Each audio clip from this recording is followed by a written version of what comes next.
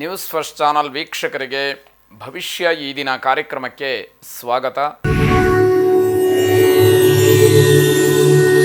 ಮೊದಲು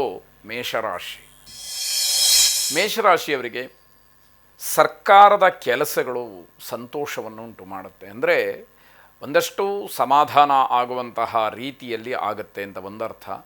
ಇನ್ನೊಂದು, ನೀವೇನಾದರೂ ಸರ್ಕಾರದಿಂದ ಆಗಬೇಕಾದಂತಹ ಕೆಲಸಕ್ಕೆ ಪ್ರಯತ್ನಗಳನ್ನು ನಡೆಸ್ತಾ ಇದ್ದರೆ ಆ ಕೆಲಸದಲ್ಲಿ ನಿಮಗೆ ಸಮಾಧಾನಕರವಾದಂತಹ ಒಂದು ವಾತಾವರಣವೋ ಅಥವಾ ಆ ಒಂದು ಫಲಿತಾಂಶವೋ ನಿಮಗೆ ಸಮಾಧಾನ ಸಿಕ್ಕುವಂಥದ್ದಾಗತ್ತೆ. ಬೇರೆಯವರನ್ನು ಸಂಪೂರ್ಣವಾಗಿ ಅವಲಂಬಿಸ್ಕೊಳ್ತಕ್ಕಂಥದ್ದು ಬೇಡ. ಅದರಿಂದ ನಿಮಗೆ ತೊಂದರೆ ಆಗತ್ತೆ ಅಥವಾ ಏನೋ ನಿಮ್ಮ ಕೆಲಸದಲ್ಲಿ ನಿಮ್ಮ ಯೋಜನೆಯಲ್ಲಿ ಬದಲಾವಣೆ ಆಗತ್ತೆ ಅನ್ನುವಂಥದ್ದು ಎಚ್ಚರ ಇರಲಿ. ಬೇರೆಯವರ ಸಲಹೆಯನ್ನು ಪಡ್ಕೊಳ್ಳಿ, ಆದರೆ ನಿರ್ಧಾರ ಮಾತ್ರ ನಿಮ್ಮದಾಗಿರಬೇಕು ಅನ್ನುವಂಥದ್ದು. ಕೆಲಸದ ಬಗ್ಗೆ ಆಗಬೇಕಾದಂತಹ ತೀರ್ಮಾನ ಏನಿದೆ ಅದು ನಿಮ್ಮದೇ ಆಗಿರಬೇಕು. ಬೇರೆಯವರು ಹೇಳಿದರು ಅಂತ ಹೇಳಿ ನೀವು ನಿರ್ಧಾರ ಮಾಡುವಂಥದ್ದು ಅಲ್ಲ. ನಾಳೆ ದಿನ ನಿಮಗೆ ಆ ಕೆಲಸದ ಒತ್ತಡವೋ ತೊಂದರೆಯೋ ಆದಾಗ ಯಾರೂ ಬರಲಿಲ್ಲ ಅಂತ ಆಕ್ಷೇಪಣೆ ಮಾಡುವಂತಹ ಪರಿಸ್ಥಿತಿ ಒದಗಿ ಬರಬಾರ್ದು. ನಿಮ್ಮ ಸ್ವಾಭಿಮಾನದ ಬಗ್ಗೆ ನಿಮಗೆ ಗೌರವ ಇರಲಿ.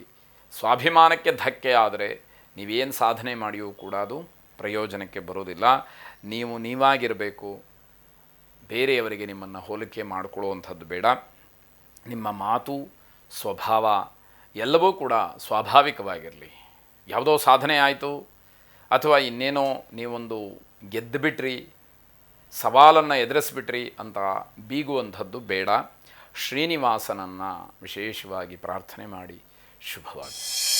ವೃಷಭ ರಾಶಿ, ಯಾವುದೇ ಕೆಲಸದಲ್ಲಿ ಆತುರವನ್ನು ಮಾಡಬೇಡಿ. ನಿಧಾನವಾಗಿ ಆ ಕೆಲಸ ಆಗಲಿ, ಆಗ ಮಾತ್ರ ಪರಿಶುದ್ಧವಾದಂತಹ ಫಲ ಲಾಭ ನಿಮ್ಮದಾಗ್ತಕ್ಕಂಥದ್ದು.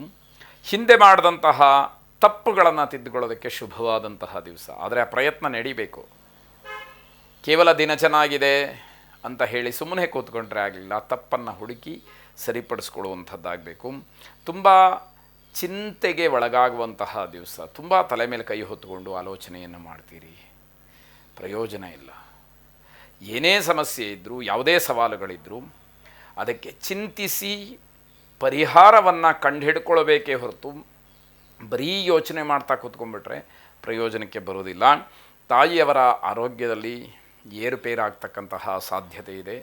ನಿಮಗೆ ಸ್ವಲ್ಪ ಆತಂಕದ ದಿನ ಅಂತ ಹೇಳಬೇಕು. ಖಾಸಗಿ ಕ್ಷೇತ್ರದಲ್ಲಿ ಕೆಲಸ ಮಾಡ್ತಕ್ಕಂಥವ್ರಿಗೆ ತುಂಬ ಕಿರಿಕಿರಿ ಆಗ್ತಕ್ಕಂಥದ್ದು. ನಿಮ್ಮ ನಡವಳಿಕೆಯಿಂದ ಮನೆಯವರಿಗೆ ಸಿಟ್ಟು ಬರುವಂಥದ್ದು. ಹೀಗೆಲ್ಲ ಒಂದಷ್ಟು ವಿರೋಧವಾದಂತಹ ವೈರುಧ್ಯವಾದಂತಹ ಸಂದರ್ಭಗಳನ್ನು ನೋಡಬೇಕಾಗತ್ತೆ.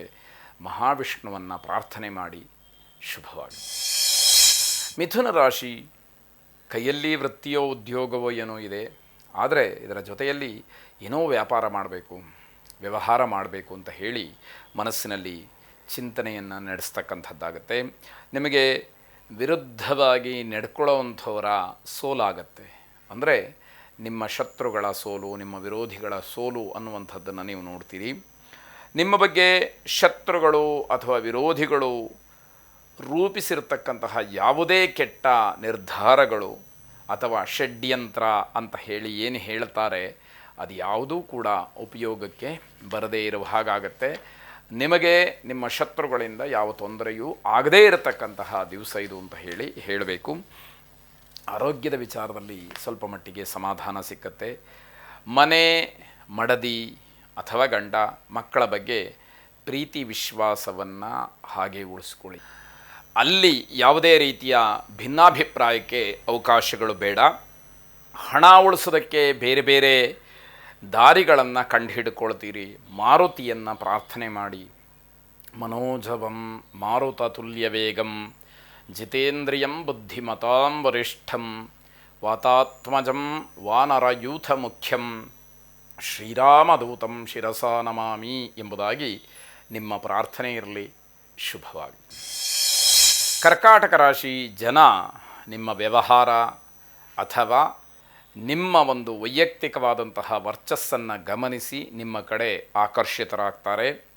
ನಿಮ್ಮ ಉಚಿತವಾದಂತಹ ಸಲಹೆಗಳನ್ನು ಬೇರೆಯವರು ಪಡ್ಕೊಳ್ತಕ್ಕಂಥದ್ದು. ಆದರೆ ಜನ ನಿಮ್ಮನ್ನು ಹಿಂದಿನಿಂದ ದೂಷಣೆ ಮಾಡ್ತಾರೆ, ನಿಮ್ಮ ಬಗ್ಗೆ ಇಲ್ಲಸಲ್ಲದ ಮಾತುಗಳನ್ನು ಆಡ್ಕೊಳ್ತಾರೆ. ಎಲ್ಲ ಇದ್ದರೂ ಕೂಡ ಸುಖ ಪಡ್ತಕ್ಕಂತಹ ಯೋಗ ನಿಮ್ಮದಾಗಿರೋದಿಲ್ಲ. ಬೇರೆಯವರ ಆಲೋಚನೆಗೆ, ಬೇರೆಯವರ ಕಷ್ಟಕ್ಕೆ ಸ್ಪಂದನೆಯನ್ನು ಮಾಡ್ತಕ್ಕಂತಹ ಮನಸ್ಥಿತಿಯಲ್ಲಿರ್ತೀರಿ. ಲಕ್ಷ್ಮೀ ದೇವಿಯನ್ನು ಪ್ರಾರ್ಥನೆ ಮಾಡಿ. ಶುಭವಾಗಲಿ.